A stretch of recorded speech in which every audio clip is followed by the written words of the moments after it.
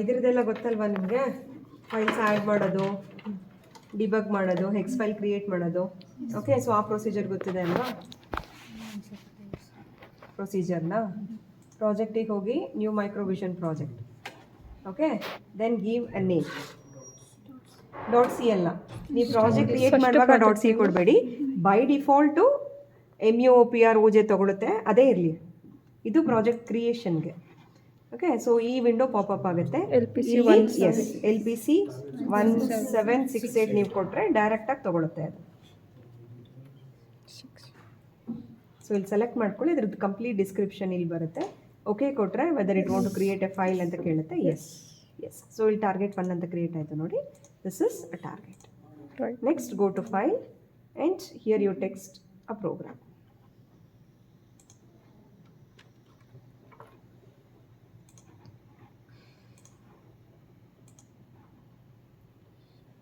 So ಇದು ನಿಮ್ಮದು program ಆಯಿತು ಅಂದಮೇಲೆ ನೆಕ್ಸ್ಟು ಸೇವ್ ಮಾಡಬೇಕು. ಓಕೆ, ಸೊ ನೀವು ಇಲ್ಲಿ ಡಾಟ್ ಸಿ ಫೈಲ್ ಕೊಡಬೇಕು. ಸೇವ್ ಮಾಡ್ತಿರೋದು ಡಾಟ್ ಸಿನಲ್ಲಿ, ಸೊ ಡಾಟ್ ಸಿ ಅಂತ ಕೊಡುತ್ತೆ. ಸೊ ಅದು ಕಲರ್, ಅದು ಕೋಡ್ ಚೇಂಜ್ ಆಗುತ್ತೆ. ದೆನ್ ಅದಾದಮೇಲೆ ಟಾರ್ಗೆಟ್ 1ಗೆ ಹೋಗಿ required options for target 1 right. So ಇಲ್ಲಿ 12 MHz ಯೂಸ್ ಮೈಕ್ರೋ LAVನ ಎನೇಬಲ್ ಮಾಡ್ಕೊಳ್ಳಿ ಟಾರ್ಗೆಟಲ್ಲಿ. Then go to output, create hex file, linker, then linker ಹೋಗಿ use memory layout. Okay, ಇದು ಬೇಸಿಕ್ ಸೆಟ್ಟಿಂಗ್ಸ್. ಅದಾದಮೇಲೆ source group 1, then add existing file to the project. So new dot c ಇದೆ, so ಇದನ್ನು add ಮಾಡ್ತೀವಿ. Then one more header file, system file we need to add. Okay, so ಇದು D ಡ್ರೈವಲ್ಲಿದೆ ಈ ಸಿಸ್ಟಮಲ್ಲಿ. ARM ಕೀಲಿದೆ, ಕೀಲಿಂದ ARM, then startup NXP LPC 17XX. Okay, so ಇದಿಷ್ಟು ಆ್ಯಡ್, ಇದಿಷ್ಟು ಆ್ಯಡ್ ಮಾಡಿದ್ಮೇಲೆ we can build a program.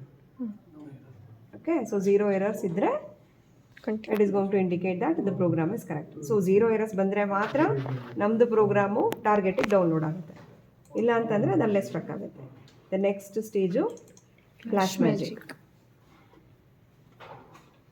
ಇಲ್ಲಿ ತನಕ ವಿತೌಟ್ ಕನೆಕ್ಷನ್ ಆಗುತ್ತೆ. ಓಕೆ, ಸೊ ಇದಾದಮೇಲೆ ನೆಕ್ಸ್ಟ್ ಸ್ಟೇಜಿಗೆ ಕನೆಕ್ಷನ್ ಬೇಕು. ಸೊ LPC 1768 ಕಾಂಪೌಂಡ್ ಸೆಲೆಕ್ಷನ್ ಗೊತ್ತಿದೆ ಅಲ್ವಾ? ನೀವು ಇದರಲ್ಲಿ ಕ್ಲಿಕ್ ಮಾಡಿಬಿಟ್ಟು ಮ್ಯಾನೇಜರಿಗೆ ಹೋಗ್ಬಿಟ್ಟು ಚೆಕ್ ಮಾಡ್ಕೊಳ್ಳಿ ಅಲ್ಲಿ. ದೆನ್ ಈಗ ನಾನು ಕನೆಕ್ಟ್ ಮಾಡಿರೋ ಸಿಸ್ಟಮ್ಗೆ ಕಾಂಪೌಂಡ್ 6 ಇದೆ, LPC 1768. ಬಾರ್ಡ್ ರೇಟ್ ಸಖತ್ ಇಂಪಾರ್ಟೆಂಟ್ ಇದರಲ್ಲಿ. ಬಾರ್ಡ್ ರೇಟ್ ಬೇರೆ ಏನಾದ್ರು ಇದ್ದರೆ ಚೇಂಜ್ ಇಟ್ಟು 1,15,200. Okay, so oscillator frequency is 12, erase blocks used by hex file, then browse, verify after programming, browse DC motor. Okay, hex file create ಆಗುತ್ತೆ, ಅಲ್ಲಿ error 0 ಆಗ್ತಿದ್ದಂಗೆ automatic ಆಗಿ hex file ಕ್ರಿಯೇಟ್ ಆಗಿರುತ್ತೆ.